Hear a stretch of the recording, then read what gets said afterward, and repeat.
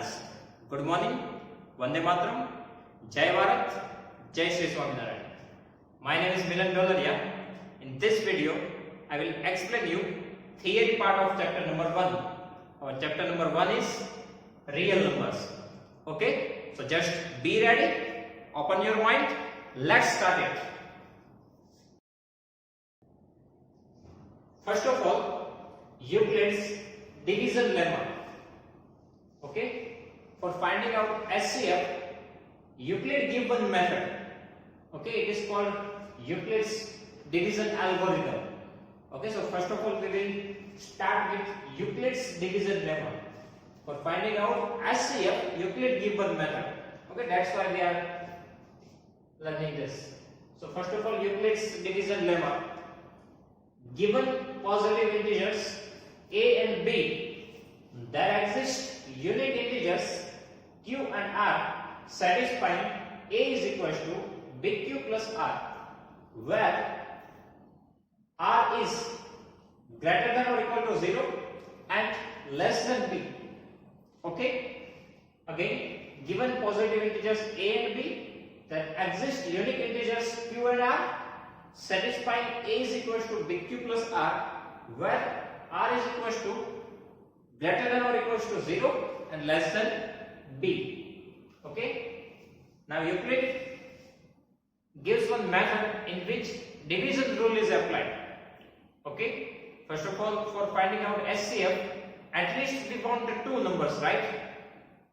At least we require two numbers, and for that two numbers a and b, that two numbers are a and b. Okay, then what we need to do? We need to apply a division rule. Okay, we already learned this rules in our chapter number 2, polynomial, right? That means if we divide 5 divided by 2, okay, and 2 2s are 4 and 1 is remainder, right? Here, or this number is a, this is b. Okay, here our answer that is q and remainder it is r. Okay, in chapter number 2, this is our p of x, this is our g of x, q of x and r of x, and we learn this same rule. That means this number a is equal to multiplication of that two number, 2 2s are 4 plus remainder 1 5. So a is equal to 2 2s are 4 plus 1 5. That means b multiply q plus r. Okay, so here a is equal to bq plus r. Okay, same thing we need to apply here. Whatever two numbers are given, first of all we need to divide it and we need to apply this rule. Okay, bq plus r. Here our a is greater than b. Okay, a is greater than b. Otherwise a division is not possible. It is possible but in decimal numbers, right? But if we want answer in integers and we want remainder, so alternately we cannot divide it. If our b is greater than a, okay, so our a is big number and b is small number here. Okay. One more thing. Here our r, that means this remainder, it cannot be equal, otherwise greater than b. It is always less than b. It can be 0. It can be 0. It cannot be negative number. But it is always less than b. Okay, remember r cannot be a negative number. Okay, either our remainder r is equal to 0, otherwise it is less than b. If you get r is equal to b, otherwise more than b, then definitely there is some mistake in your division. Okay, I give one example for that. 17 divided by 3. Okay, here 3 5s are 15. Okay, remainder 2. Let's take 16. 3 5s are 15. Here remainder 1. Let's take 15 even. 3 5s are 15. Remainder 0. Now just consider 18. So 3 6 are 18. 0. That means any number is a, in any number if you divide, Okay, so here for example I take here 15, 16, 17 and I divide with 3. If I divide with 3, then for 15 my remainder is 0, for 16 remainder is 1, for 17 remainder is 2. But after that for 18 my remainder is not 3, it is not equal with the b. Okay, it is always less than b. Again start with 0, 0, 1, 2, 0, 1, 2, 0, 1, 2, but you will never get remainder as a 3, otherwise more than 3. Okay, you get such this type of series in remainder if you take the consecutive numbers.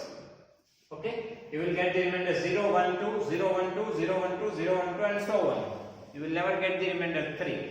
And if you get the remainder 3, let's suppose here 18 divided by 3, so 3 5s are 15, then it is possible we get the remainder 3.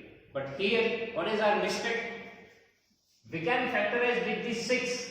We can put here 3 6 are 18, but instead of we are putting 3 5s are 15, that means here is some mistake, right? We take a less number, that's why we get the remainder is more than b. Otherwise never we get the remainder is greater than b, otherwise equals to b.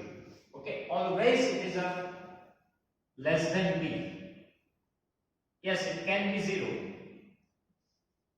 Okay, so here which rule we need to apply? That means for the chapter number 2 polynomial, our division algorithm, right? A is equals to big Q plus R. Same thing we need to apply here. For number A is equals to big Q plus R. That means here exactly what we need to do. We just need to divide our number A with B. Okay? If we want to form such this type of form, if we want, then what we need to do? Just divide number A with B. Okay? This is one algorithm, division algorithm that I explain you directly in the exercise. Okay? How we can find the SCF by Euclid division method. I will explain directly in the exercise. Okay, next, fundamental theorem of arithmetic. Fundamental theorem of arithmetic. Every composite number can be expressed, otherwise factorized, as a product of primes, and his factorization is unique apart from the order in which the prime factor occur. Okay? What this theorem says to us? Every composite number can be expressed as a product of primes and its factorization is unique apart from the order in which the prime factor occur. Okay. Composite number means what? A number which is not a prime number, it is called composite number. Right? Composite number means what? A number which is not the prime number, it's called composite number. Okay, and for prime number is only divided with itself, otherwise 1. Okay, it cannot be divided with any other number. Okay, it can be divided, but we get the answer in decimal. If we want answer as an integer number, then prime number is always divisible with the itself, otherwise 1. Okay. And composite number means what? A number which is not prime number is called composite number, and every composite number can be expressed as product of primes. Okay, we already learned the prime factorization method in standard 8, right? We also use that method for finding out the LCM even, right? So every composite number can be expressed as a product of primes, and that factorization is unique. That means you can there is only one way to find out the factors, prime factors of the composite number. Okay, there is only one solution of the prime factorization of the composite number. That's why it is written here, its factorization is unique. You cannot find its a factor other than your first answer, apart from the order in which the prime factor occurred. Maybe your prime factor, order of your prime factors can be changed, but you will get the same answer. Let's take one example. If we talk about one simple number 6, 6 is a composite number. we can express this 6 as a 2 3s are. Right? 2 multiply 3, 6. So these two are the factors of 6, 2 and 3. Okay, this is unique way. Now you cannot find any other factor rather than this 2 and 3. Okay, you cannot find any other prime factor rather than this 2 and 3. This is only unique solution. Okay, second thing, maybe you can say that factor of 6 it is 2 and 3, otherwise 3 and 2. Okay, order can be changed, but you cannot get any other number. Okay, if you talk about 27, sorry 21, let's take 21. It's a 3 7s are 21, otherwise 7 3s are 21. Right? Rather than there is no any unique way, no any solution for factor of 21. It's only 7 and 3. Okay? Other factor we have, that is 21 itself and 1. Okay, but if we talk about the prime numbers, then 3 and 7 are the only factors of 21. Because 21 itself it is not a prime number. That's why here I am not write that 21 ones are. Okay, and 1 is not a prime number. Prime numbers start with the 2. So if we talk about the prime numbers, then for 21 we have only two factors, that is 3 and 7. Okay, that's why it is written here. Every composite number, every, can be expressed as a product of primes and his factorization is unique. Okay, you cannot find any other prime factors apart from the order of the prime factor. Okay, you can change the order, but you will not get any other answer. Okay, and by this rule we just do the factorization method and we can find the LCM and HCF by the factorization method. Okay, in this chapter we will find the HCF and LCM by Euclid division algorithm, and we also find HCF and LCM by fundamental theorem of arithmetic. That means by factorization. Okay. Then next is, if P is a prime and P divides A square, then P divides A, where A is a positive integer. Okay, if P is a prime number and P divides A square, then P divides A, where A is a positive integer.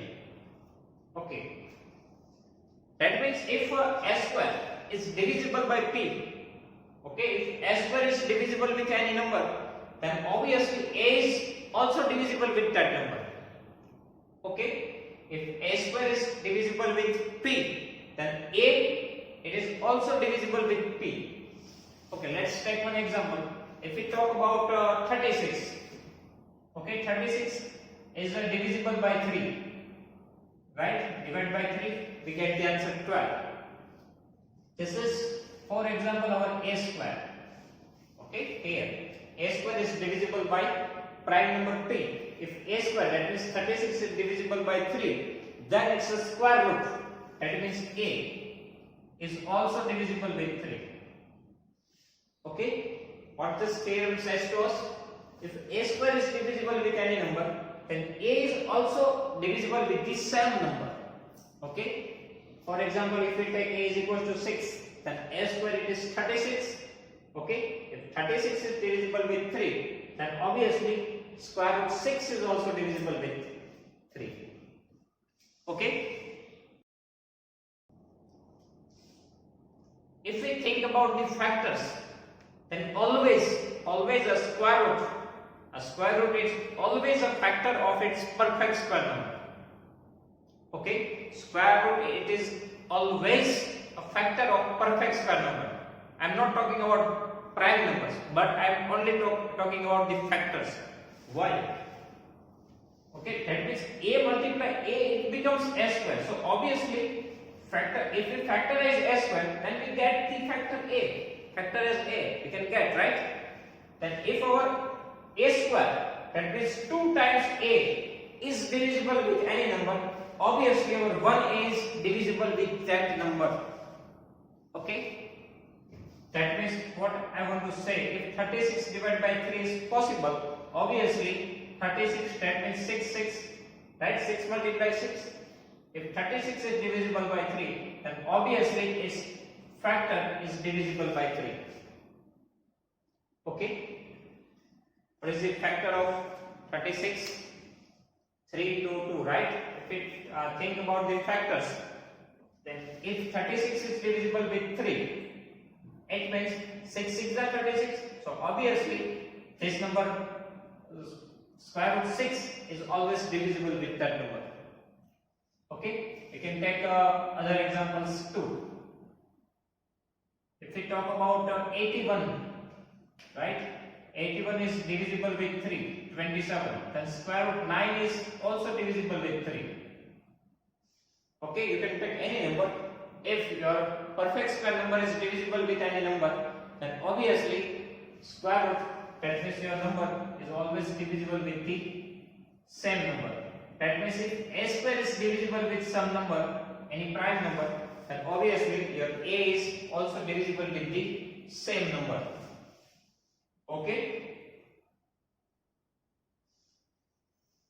If a square is divisible with b, then a is also divisible with b.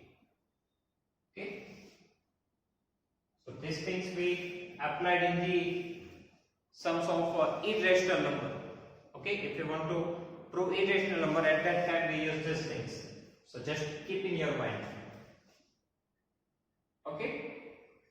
Then here, next is x is equals to p by q. X is equals to p by q. It is a rational number where q is not equals to 0. Okay. Here I am writing for the rational number, right? What is rational number?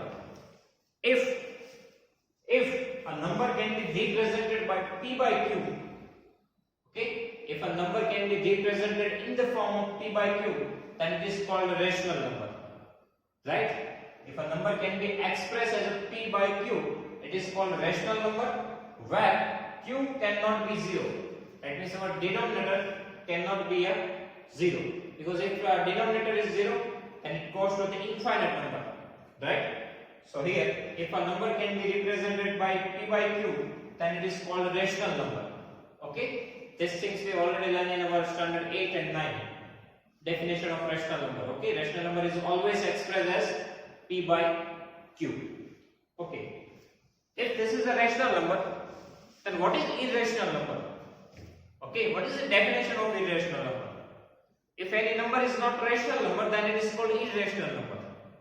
Right? If a number is not rational number, then it is called irrational number. There is no any specific definition for irrational number, right?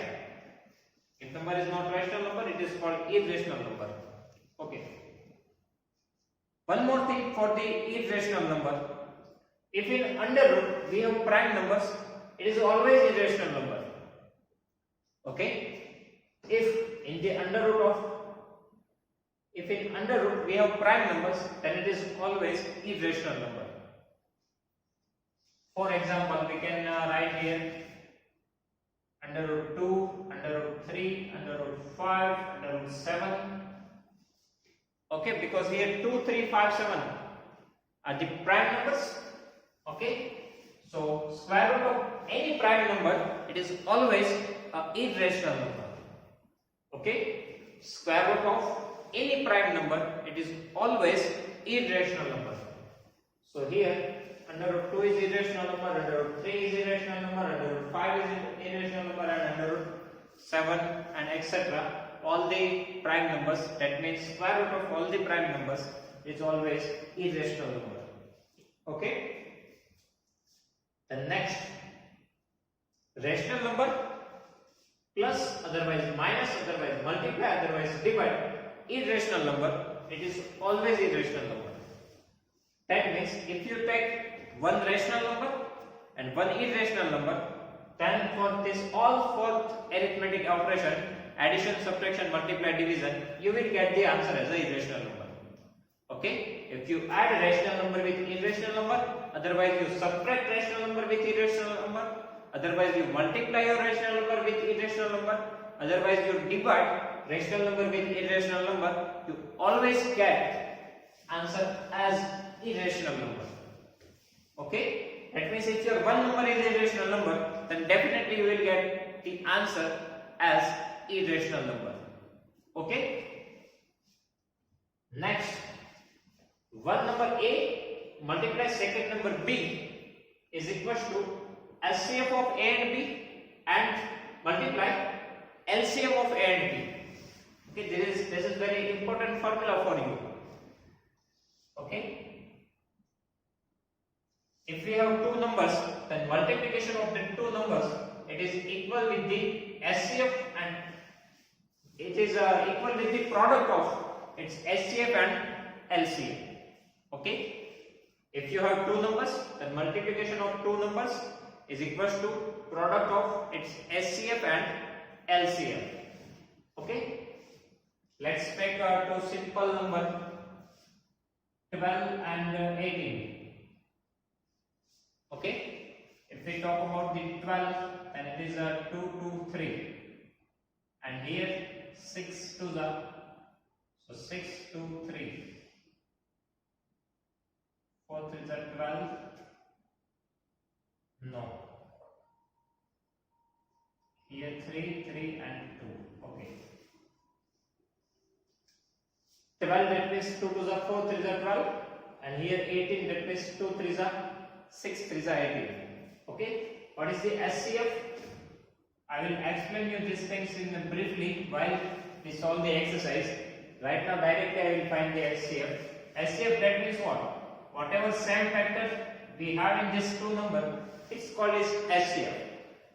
Okay, that means same factor in both this number.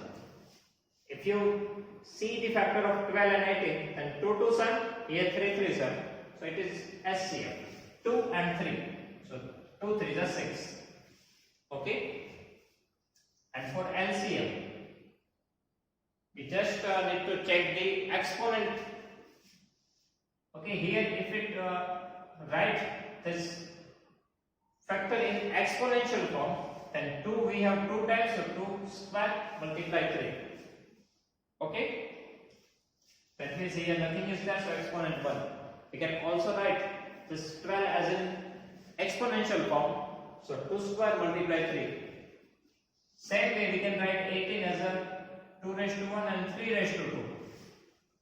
Okay, one time we have 2 and two time we have 3. Okay, now for LCM what we need to do? We just need to consider the highest exponent.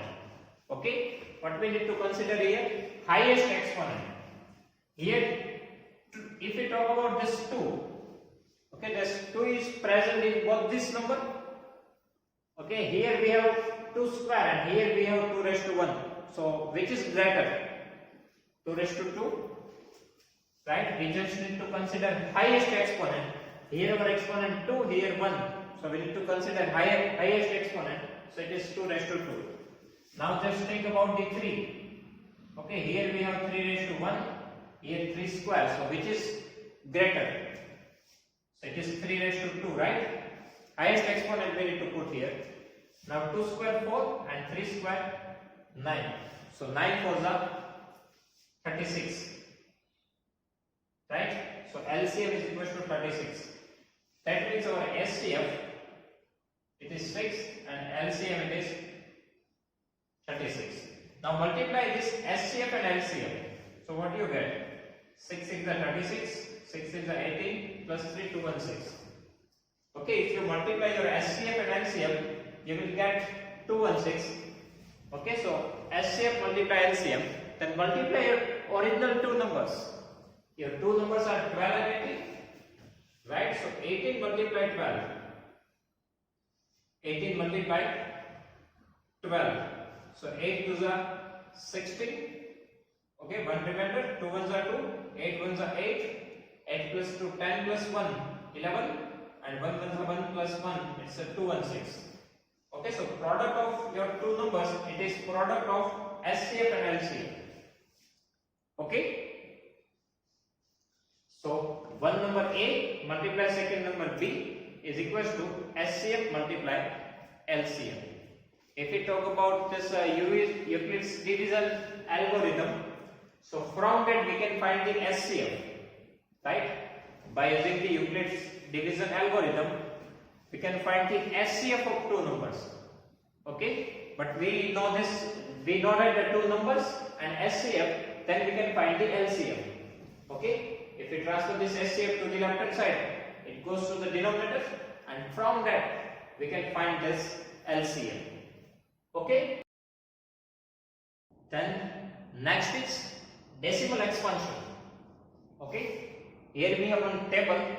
From that we can define whether the number are rational or irrational.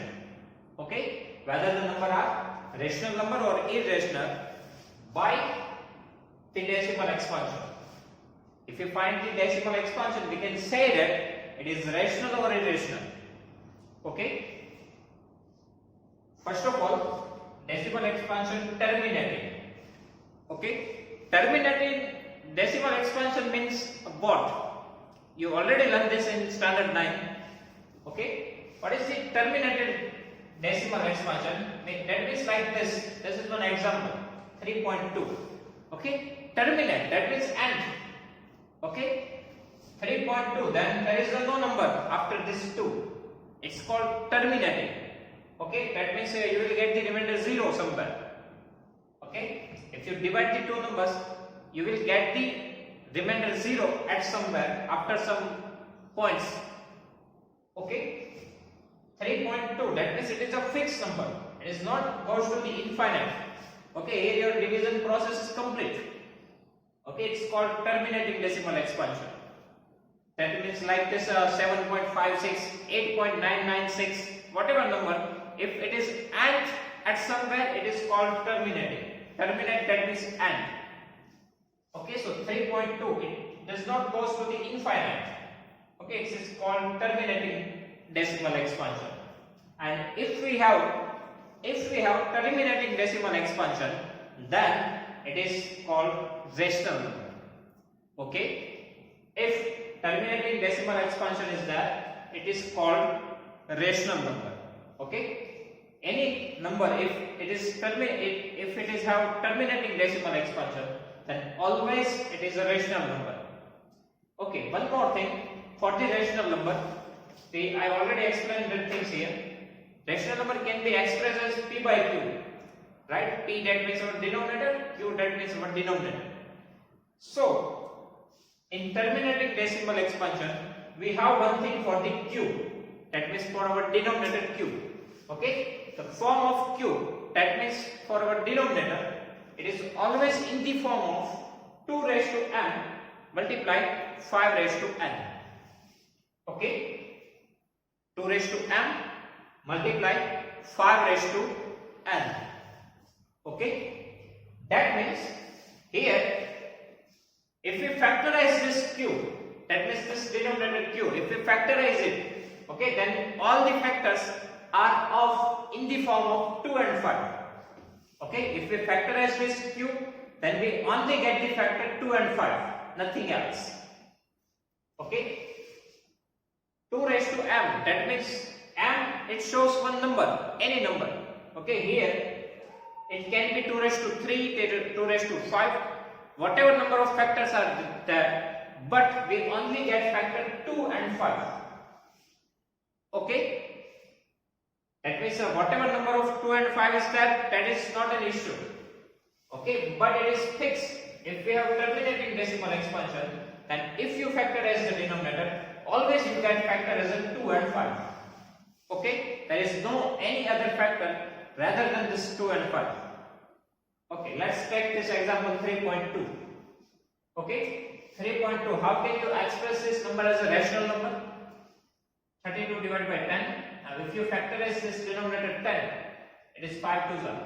Okay, so 1 time 2 and 1 time 5, only 2 factor, that is 2 and 5. Okay, now let's take one more example, 7.9989. Okay, how can you express as a rational number? So 79989 divided by 10,000. Here 4 digits present after the decimal point, So in denominator 40. Okay, now if you think about the factor of this 10,000, okay, then 2 raised to 4 and 5 raised to 4. If you factorize this 10,000, right now I do not explain that things, that is factorization, that I will directly explain in the exercise of 1.2. Okay, but if you factorize this 10,000, you will get 4 times 2 and 5 times 4. Again, it is in the form of 2 raised to m and 5 raised to n. M and n can be any integer number.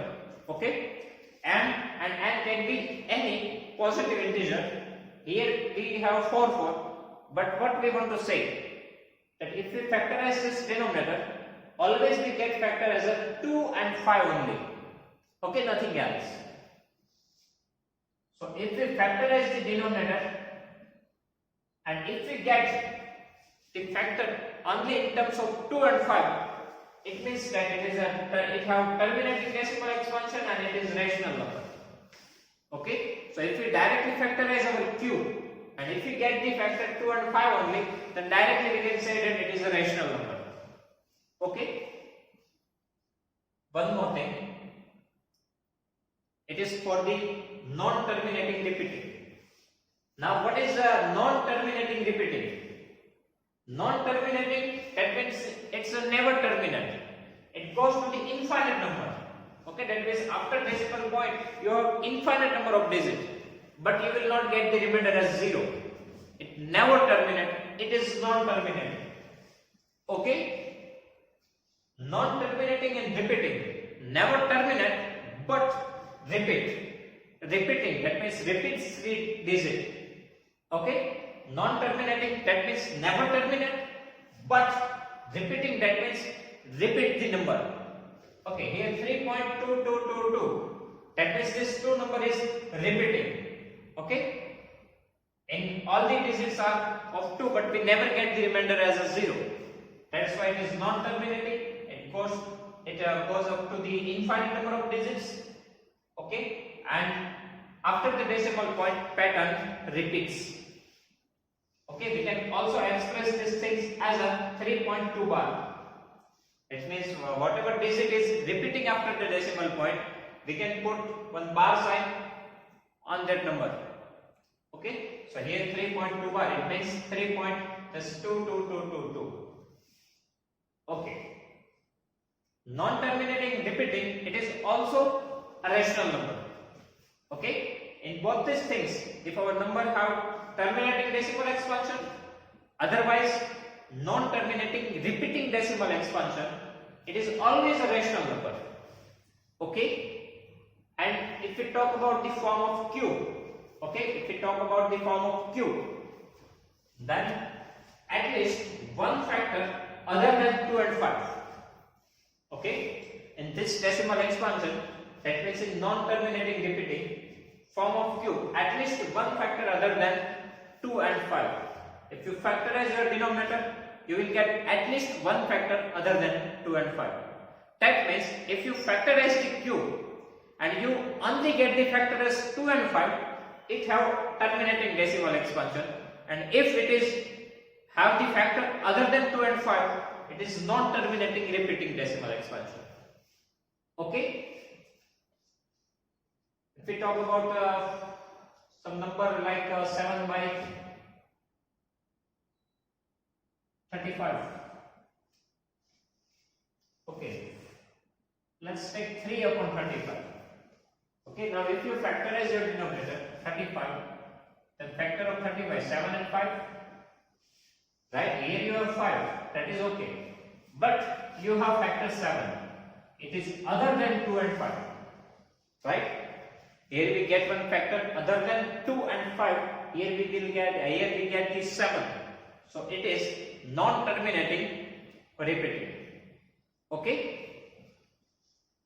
so this number have decimal expansion as a non-terminating repeating. Directly we can say that without doing the division process.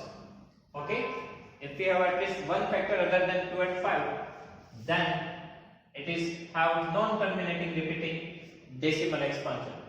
It means that if you divide 3 by 35, then you will get some pattern after the decimal point, and it will never terminate. Okay, this is the second possibility, that is non-terminating repeating. Okay, and at last we have non-terminating non-repeating. Okay, non-terminating non-repeating. Now non-terminating means what? It never terminates, right? After decimal point it goes to the infinite number of digits. Okay, you will never get the remainder as 0. It is non-terminating. And for non-repeating, it's never repeats its digit. Okay, it's never repeat its digit. Never repeat, it means what? Here we have 2, 3, 1, 4, 5. Again we get here 4. It is possible, but you will not get the same pattern. Okay, here what happened? 2, 2, 2, so 7 number of digits. But here 2, 3, 1, 4, 5, 4, there is no pattern, no repeating digit. Okay, it is called non-terminating non-repeating. Okay, it's never terminate and never repeats its pattern. It is non-terminating non-repeating. Okay, and this type of number it is called irrational number. Okay, this type of number it is irrational number. Non-terminating non-repeating, it is irrational number. And if we talk about the irrational number, it never can be expressed as p by q, right? If a number can be represented by p by q, it is called rational number. Okay, a number which is not rational, it is called irrational. So alternately it means what? We cannot represent irrational number as p by q. So there is no q, so we cannot say anything about q. Okay, here we do not have q, so we cannot say anything about the form of q. That's why here dash. Okay, so if we have terminating decimal expansion, it is rational number, and terminating decimal expansion always have denominator as in the form of, if we factorize the q, then always we get 2 and 5 only. For non-terminating repeating, our number is rational number. Okay, and if we talk about the form of q, then at least one factor other than 2 and 5. And non-terminating non-repeating, it is irrational number. There is no form of q. Okay, so this is only possibility for the irrational number. Okay, now I quickly repeat all these things. First of all, Euclid division lemma. Okay, that means one type of division rule is here. A is equal to big Q plus R. Two numbers you have, that means A and B. You need to divide big number by small number. Okay, then you need to form. And here your remainder R, it can be 0, otherwise always less than B. Okay, then second thing is fundamental theorem of arithmetic. All the composite number can be expressed as a product of prime numbers. Okay, and that is a unique prime factorization. Okay, then next thing it is, if a square is divisible by p, that means any prime number, then a is also divisible by that p. Okay, rational number is represented by p by q. Square root of all the prime numbers, it is irrational numbers. Okay, if you have one rational number and one irrational number, then you can use the addition, subtraction, multiply, division process, but you will get the answer as an irrational number. Okay. Then after that, this is a very important formula for you. Multiplication of two number, it is equals to the product of its HCF and LCM. Okay, and at last, this table, if you are terminating decimal expansion, rational number. If you are non-terminating repeating decimal expansion, it is rational number. And if you are non-terminating non-repeating decimal expansion, at that time you will get the irrational number. Okay. So here our theory part is done. Okay, if you have any doubt in this theory, you can write in the comment section. I will give you the answer. Okay, thank you.